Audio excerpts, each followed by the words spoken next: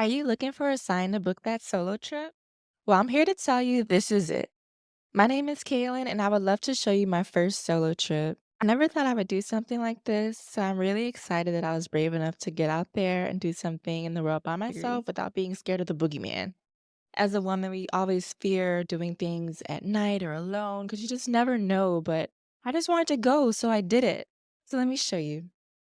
I flew to Page, Arizona, and stayed at Lake Powell Resort and Marinas. This is the gorgeous view outside of the resort.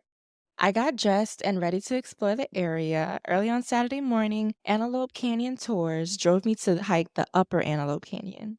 This company is owned by members of the Navajo Nation. You're not allowed to tour these canyons without a guide anymore ever since the flash flood in 1997, where 11 lives were taken.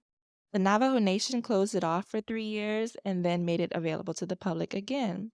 It was so beautiful. These pictures do not do it justice. The tour guide made sure we all worked together to get the shots that we wanted without others in the background, so I thought that was really thoughtful.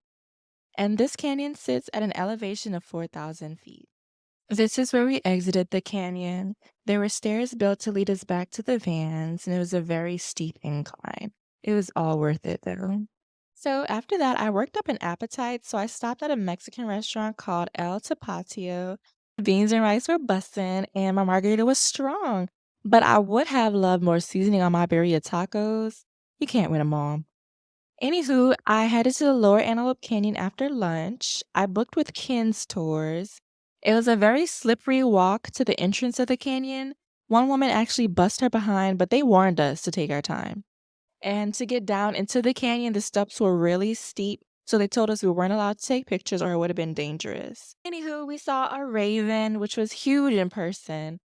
Although the Upper Antelope Canyon was beautiful, the Lower Antelope Canyon took my breath away. Tour guide pointed out this structure called Woman in the Wind, and in the end, we exited up a ladder and out of this crack in the ground. It was kind of like an optical illusion because it wasn't nearly as narrow as it looked. Finally, I headed back to the resort for my dinner cruise. Here's a quick fit check. There was a golf cart to drive us down to the dock. I had my kitten heels on, so there was no way I was gonna walk. And I booked the Canyon Princess dinner cruise because it seemed the most fitting. And the water was so blue and gorgeous. We boarded and set sail for Lake Powell. There was a cash bar upstairs, and then we had dinner downstairs. We were served a choice of beef, salmon, chicken, or eggplant. I chose salmon. Our dessert was the blonde brownie. I love the views from the ship, but I will say this is the only time I felt self-conscious because people seem to be staring a lot, so I had to ignore that. And I also didn't like that they made everyone sit together cafeteria style instead of with their own groups. Like they had two-person tables, but they wouldn't let me sit there. So I thought that was weird. But nonetheless, I enjoyed the food. The next morning, I had blueberry pancakes at the resort before heading to the airport.